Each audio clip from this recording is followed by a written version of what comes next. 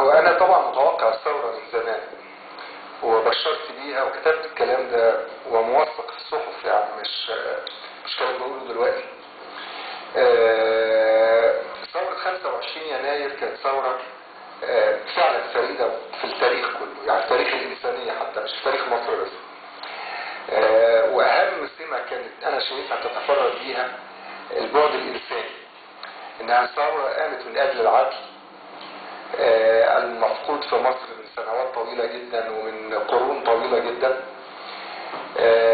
وكانت مش بس قيمة العدل، كل القيم الإنسانية كانت ظاهرة في الثورة، من أول نداء سلمية إلى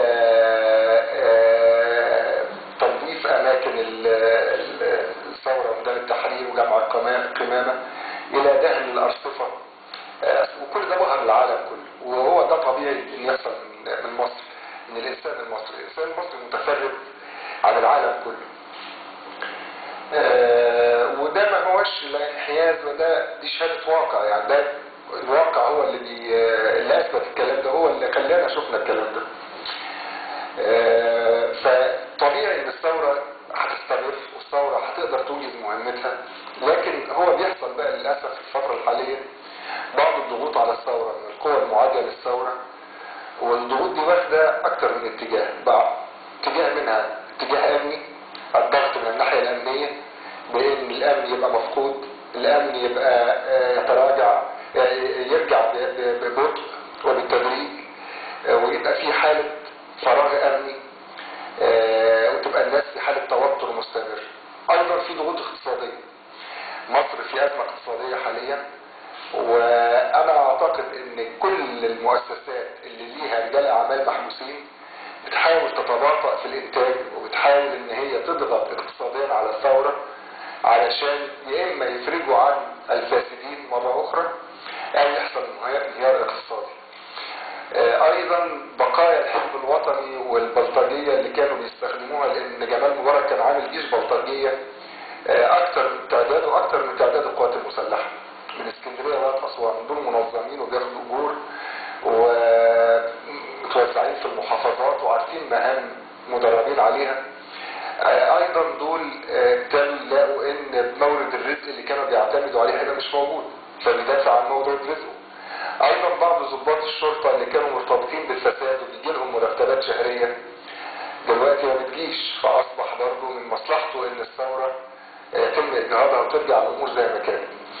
فكل العوامل دي تستغل اي مشكلة تحصل علشان تفتعل الازمة ايضا للضغط على الثورة، زي ما حصل في ازمة هنا مشكلتها بدأت ان محافظ الناس مش عايزاه، وكان ممكن تقف عند الحد ده، الناس تطالب بتغيير المحافظ وده حقه، والحكومة تستجيب وده واجبها. لكن انها تاخد بعد بقى فتنة طائفية او مسلمين ومسيحيين، يقول لا ده مسيحي واشمعنى احنا اللي جيلنا مسيحي، دي اعتقد ان في قوة اخرى بقى بتحاول تستغل مثل هذه المواقف او مثل هذه الاحداث لتحولها الى فتنة او مشكلة بين الجيش وبين الشعب، بين المسلمين وبين المسيحيين. ودي الخطورة اللي يجب ان احنا نتنبه لها. لو في مشكلة نواجهها، ولو عايزين نضرب، بس في اطار القانون، ونبقى واعيين ان ما نديش فرصة لاي قوة معادية للثورة انها تخش على الخط وتحاول تركب الموجة، لان ده في النهاية هيوجد الثورة. ولو وجدت الثورة لا هيبقى لنا رأي في محافظ، ولا هيبقى لنا رأي في رئيس، ولا هنروح ولا هنيجي. التيار الاسلامي زي اي تيار سياسي في الدولة، انا لا اشكك في وطنيته اطلاقا ولا في اخلاصه الوطن.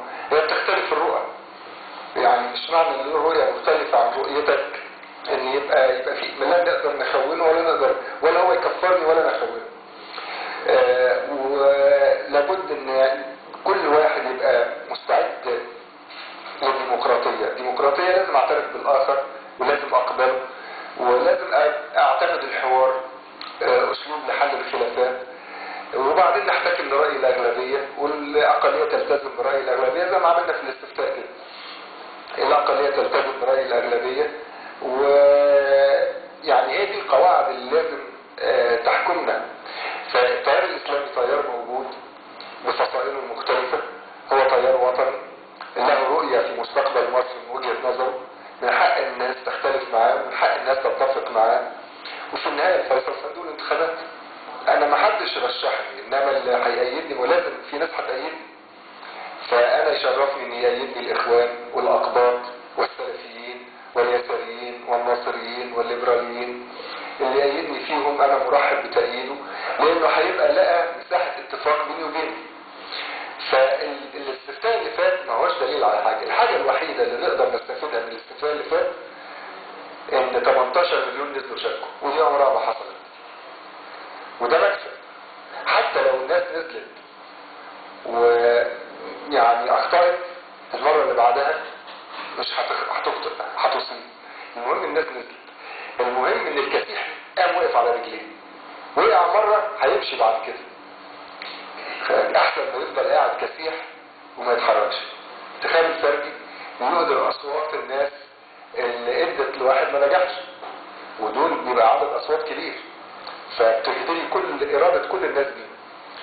في حين ان القائمه النسبيه الغير مشروطه كل صوت بيبقى له اثر وبيبقى له قيمه. زائد ان في الانتخابات الفرديه تلاقي واحد ممكن يكون خد 50,000 صوت وسقط، وواحد تاني خد 6,000 صوت ونجح في دائرة تانية حسب الدوائر، وده برضه إخلال بالمساواة. فالقائمة النسبية أفضل طبعا من كل النواحي. ده إزاي عمرنا نكمل ولا 12%. أنا حسبتها كده ما أكثر أكيد 35%. أنا أعتقد من 12 ل 15%. فواضح إن خطاب الإخوان حصل عليه تغير إيجابي. انت لو شفت خطاب الاخوان من 10 سنين هتلاقي خطاب الاخوان غير من 10 سنين غير خطاب الاخوان اليوم، حصل عليه تطور. فلما يبقى في تطور ايجابي لازم احييهم عليه واشجعهم عليه، ما افضلش اوجه لهم اتهامات بلا داعي، ما افضلش احاسبهم على الماضي وانتوا قتلتوا مش عارف مين في الاربعينات. والاربعينات ما كل الناس كانت بتقتل بعض. مشروع التنميه اللي طرحه الدكتور فاروق الباز في ممر التنميه، فأنا ما أقدرش أحكم عليه حكم علمي لأنه مش تخصصي. وفي كتير من العلماء ليهم بعض الانتقادات لهذا المشروع، وفي مشروعات أخرى مطروحة. الدكتور ممدوح حمزة طرح مشروع آخر، وفي ناس تانية طرح مشاريع. فلابد ان العلماء دول كلهم المتخصصين يقعدوا مع بعض، تطرح كل هذه المشاريع وتناقش ويتفقوا على مشروع واحد او اولويات، وده محتاج ناس متخصصة ابداع الرأي فيه. المهم انك انت يعني دور رئيس الدولة انه يبقى قادر على استنهاض هذه الهمم والتنسيق بين الخبراء والمعاهد العلمية لوضع الخطط المناسبة القابلة للتنفيذ. لكن مش مطلوب منه ابدا ان هو يقول رأيه في ممر التنمية وبعدين في المدينة العلمية وبعدين في الجراحة بالليزر، ولا مش ما ينفيش رئيس جمهورية يبقى متخصص في كل شيء. إذا كنا فاهمين إن الرئيس مبارك كان بيفهم في كل شيء، لا ده كان كذاب، ما كانش بيفهم في حاجة خالص، لكن كان بيتدخل في كل شيء. وده ما ينفعش. يعني في لما يبقى في نظام ديمقراطي لازم كل تخصص يبقى فيه المتخصصين اللي بيبدوا الرأي فيه.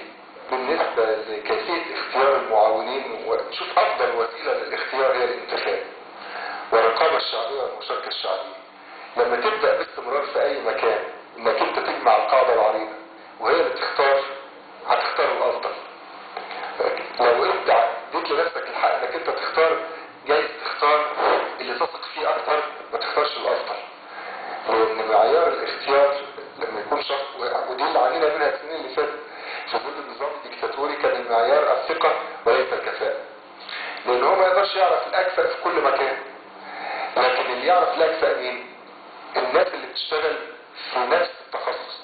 بمعنى انك انت عايز تعمل مشروع قومي للتعليم، للنهضة بالتعليم، يبقى لازم تجمع كل الناس المهتمة بالتعليم، كل الناس المشاركة في العملية التعليمية في مؤتمر، وهذا المؤتمر يفرز الخبراء اللي ممكن يقوموا على وضع خطة تعرض في النهاية على هذا المجموع ايضا ليقرها. يعني الديمقراطية مش انك تعمل انتخاب وبس، لا، ان يبقى الحكم كمان للقاعدة، وان الشخص اللي بينتخب ما بيبقاش هو صاحب القرار، ما بيبقاش هو اللي بيفكر ويقرر ويبقى سلطة اعلى على المجموعة اللي انتخب انه ينفذ. لا، العكس. الشخص الذي ينتخب مهمته ان هو ينفذ ارادة هذا المجموع الذي انتخبه، اللي يفكر ويقرر هذا المجموع. وده في اي مكان، سواء كان رئيس جمهورية او محافظ او رئيس وزارة او رئيس مؤسسة او نقابة او جامعة. الفطرة عند الانسان المصري بتخليه يختار صح ووصلته بتبقى صح. يمكن ما يعرفش يقول ليه عشان مش متعلم، لكن بيبقى اختياره صح. انا مش قلقان من ان البرلمان الجاي يبقى برلمان ضعيف، بالعكس هيكون برلمان قوي جدا. وارد طبعا يبقى فيه بعض الاستثناءات